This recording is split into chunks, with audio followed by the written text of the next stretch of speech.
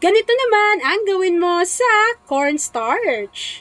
Hello mga kakusina! Ako po ulit sa Ate Angel ng Kusina ni Angel, and for today's video, gagawa po tayo ng easy kakanin recipe. So una, naglagay tayo dito ng 2 lata nitong Marie Evaporada. So yung bawat isang lata po na ito ay meron siyang tig 380 grams. Ayan, so ito po yung ginamit natin para mas tipid kasi po mura lang ito and madali lang din pong mahanap sa palengke or kahit sa grocery store. So meron po yung tig 380 grams, 2 po yung gagamitin natin, hindi po tayo gagamit ng gata para mas mura lang. So balang ginawa ko po dyan sa video, naglagay lang tayo ng konting cooking oil tapos in-spread lang po natin siya dito sa ating lagayan. Kapag nagawa na po natin yan, set aside natin to bago gawin na po natin yung ating mixture. Bago gagamit po tayo nitong 1 cup ng ating Marie Condensada.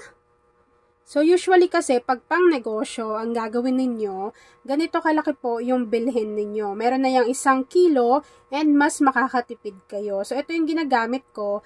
Tapos ginagamit ko lang siya ng 1 cup, 1 cup. Meron po yung takip kapag hindi nyo na siya naubos. Tapos lagay nyo lang sa inyong ref. Lalo na kung nagbe-business ka ng sa malamig, ganyan, na gumagamit ka ng condensed milk, perfect sa'yo yung Marie Condensada. So, ilalagay lang natin to dito, kasama ng ating evaporated milk.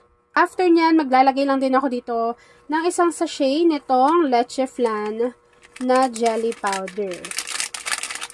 And then, kakailanganin din po natin dito at least 5 to 6 tablespoon nitong cornstarch. Kaya siguraduhin ninyo na hindi pa nakabukas yung apoy sa inyong kalan dahil kakailanganin nating tunawin ng maigi yung ating mga dry ingredients.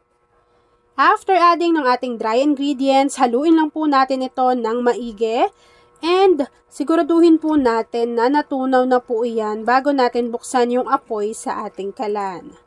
Kapag napagsama-sama na natin yung ating mga ingredients dito sa ating kasirola, haluin lang po natin ito ng maigi at kapag nakita ninyo na natunaw na yung dry ingredients, pwede nyo na pong buksan yung apoy sa ating kalan over medium to low heat. Yan, so dapat medyo malakas muna yung apoy para uminit muna yung ating mixture. Tapos maya-maya kapag napansin ninyo na medyo kumakapal na yung consistency, doon natin hihinaan yung ating apoy. So, habang hinahalo natin yan, at hinihintay po natin na kumapal yung consistency ng ating mixture, please don't forget to like and follow yung ating Facebook page. Kusina ni Angel, kung meron kang Instagram, follow mo na rin ako doon, Kusina ni Angel. At kung gusto mong matuto pa ng iba pang mga recipes o kaya naman gusto mong mag-share ng mga niluluto mo everyday, pwede kang sumali sa ating Facebook group. Andyan lang po yan sa ating Facebook page. Nakagawa na tayo ng recipe na ito before and yung video ko po na yon ay pumalo na ng 2 million views. Pero this time, ang ginawa ko pong version ay yung mas makakamura po tayo or makakatipid. Dahil ang ginamit po natin dyan ay Marie Evaporada at Marie Condensada. Mura lang po yun and talaga naman pong masarap na rin yung kanyang lasa. Dahil nga kay Marie, krema sarap at krema sulit. At ayan na nga mga kakusina, kapag napansin nyo po na ganyan no, medyo kumakapal na yung consistency ng ating mixture, pwede nyo na pong hinaan yung apoy sa inyong kalan and continuous po natin tong hahaluin hanggang sa wala ng liquid kayo na nakikita dyan sa ating kasirola.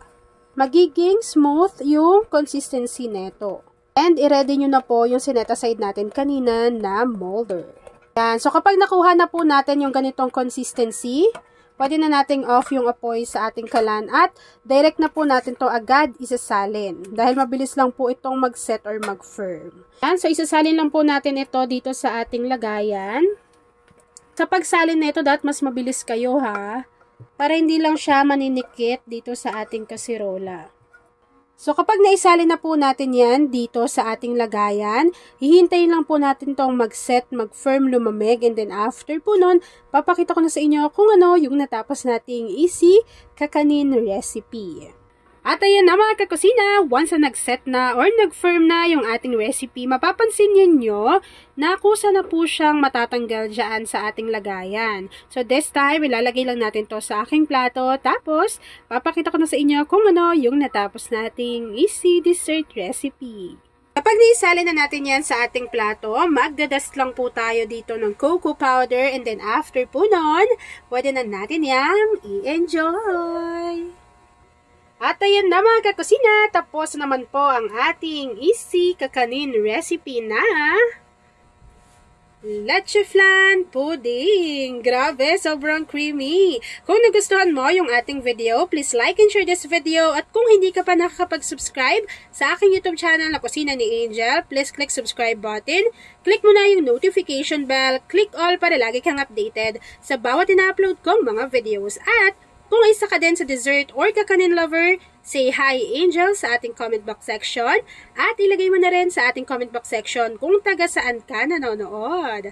Yan lang mga kakasina. Thanks for watching and enjoy this video. Grabe!